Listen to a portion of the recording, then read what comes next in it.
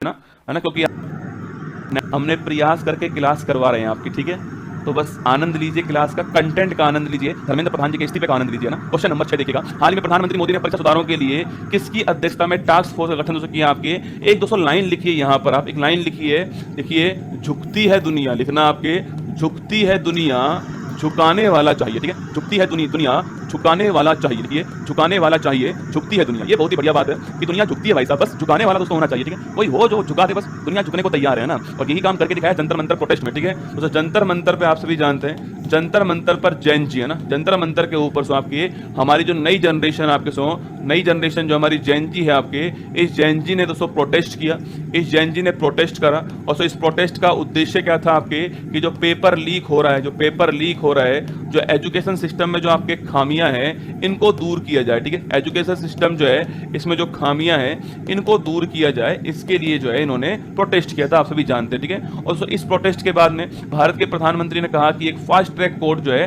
वह स्थापित की जाएगी, आपके दोषियों को सजा दी जाएगी, एक नया अमेंडमेंट बिल लाया जाएगा। लेकिन सबकी डिमांड थी आपकी कि भारत के जो शिक्षा मंत्री हैं वो जवाबदेहिता लेते हुए, आपके अकाउंटेबिलिटी लेते हुए अपने पद से इस्तीफा दें, ठीक है। और आखिरकार आपके भारत के शिक्षा मंत्री जो थे आपके धर्मेंद्र प्रधान जी, इन्होंने अपने पद से रिजाइन कर दिया, ठीक है। शिक्षा मंत्री धर्मेंद्र प्रधान जी जो थे आपके, इन्होंने अपने पद से रिजाइन कर दिया ना, इन्होंने अपने पद से रिजाइन कर दिया और इन्होंने कहा कि मैं जिम्मेदारी लेता हूं। थोड़ी लेट ली रसगुल्ला, जिम्मेदारी तो जबरदस्ती दी गई है इनको ना, ले नहीं रहे थे, जबरदस्ती दी है, लेनी तो पड़ेगी तुमको जिम्मेदारी, ठीक है। तो धर्मेंद्र प्रधान जी ने आपकी जिम्मेदारी ली आपके।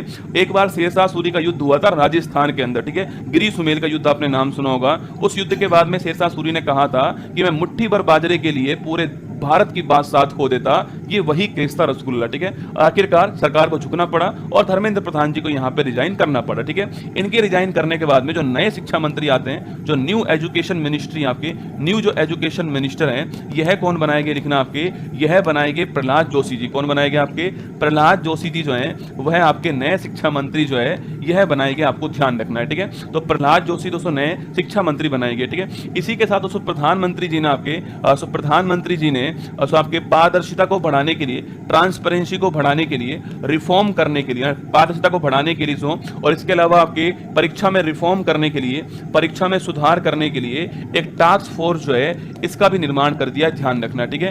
एक टास्क फोर्स जो है इसका भी दोस्तों निर्माण कर दिया है। और इस टास्क फोर्स के हेड कौन होंगे आपके, भारत के टेक्नोलॉजी के बहुत ही बड़े आपके व्यक्ति, जिनका दोस्तों नाम है नंदन नीलकणी। क्या नाम आपके, इनका नाम है नंदन, आपने शायद दोस्तों इनका नाम जरूर सुना होगा आपके, नंदन नीलकणी जो है इनको बनाया गया, लिखना आपके नंदन नीलकणी जो है इन्हें बनाया गया आपके, इसका हेड ध्यान रखना है, ठीक है। अच्छा दोस्तों इसमें मेंबर्स में आपके कौन कौन लिखना आपके, तो इसमें मेंबर्स में शामिल है एस सोमनाथ जी। कौन आपके, एस सोमनाथ जी जो है ये मेंबर्स में शामिल है। इसरो के पूर्व चेयरमैन कौन है, इसरो के पूर्व चेयरमैन आप सभी जानते होंगे, नाम सुना होगा आपने, इसरो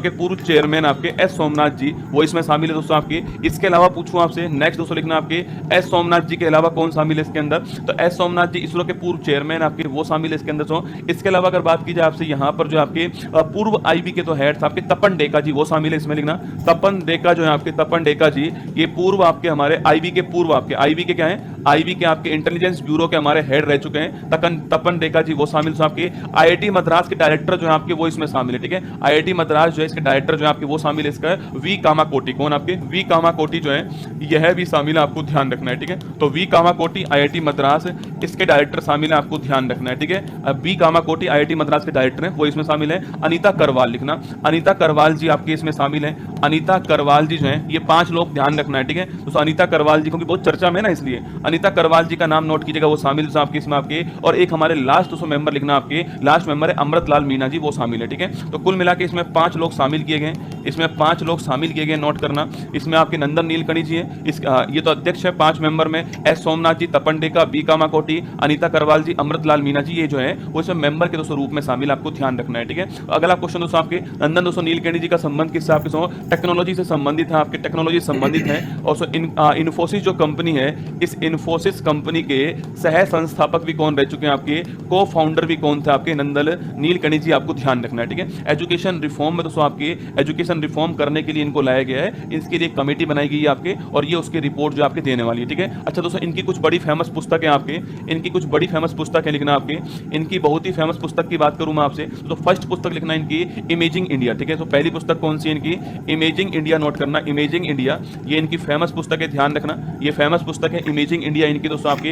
इसके अलावा रीबूटिंग इंडिया लिखना आपकी, रीबूटिंग जो इंडिया है, रीबूटिंग इंडिया, यह भी इनकी फेमस पुस्तक, नोट करना, रीबूटिंग जो इंडिया है यह भी इनकी फेमस पुस्तक है, आपको ध्यान रखना है, ठीक है। इसी के साथ दोस्तों आपको पता होगा, जानकारी होगा कि धर्मेंद्र प्रधान जी से पहले दोस्तों जो हमारा हायर एजुकेशन डिपार्टमेंट है उसके सचिव को भी दोस्तों हटाया गया था आपके, और ध्यान रखना आप कौन नए बनाए गए आपके? नरेश पाल गंगवार। कौन आपके लिखना? तो उच्च शिक्षा अगर सवाल पूछे आपसे कि हायर एजुकेशन सचिव कौन बनाए गए आपके, तो ये हमारे कौन बनाए गए आपके लिखना, इनका नाम भी दोस्तों नोट कर लीजिएगा। हायर एजुकेशन के सेक्रेटरी कौन बनाए गए आपके लिखना? नरेश पाल गंगवार जो है इनको बनाया गया, ठीक है। तो नरेश पाल गंगवार जो है, नरेश पाल गंगवार इनको बनाया गया है हायर एजुकेशन सेक्रेटरी, आपको ध्यान रखना है, ठीक है। तो भारत के हायर एजुकेशन सेक्रेटरी कौन बनाए गए आपके? नरेश पाल गंगवार को बनाया गया, ये भी नाम नोट कर लीजिएगा ना।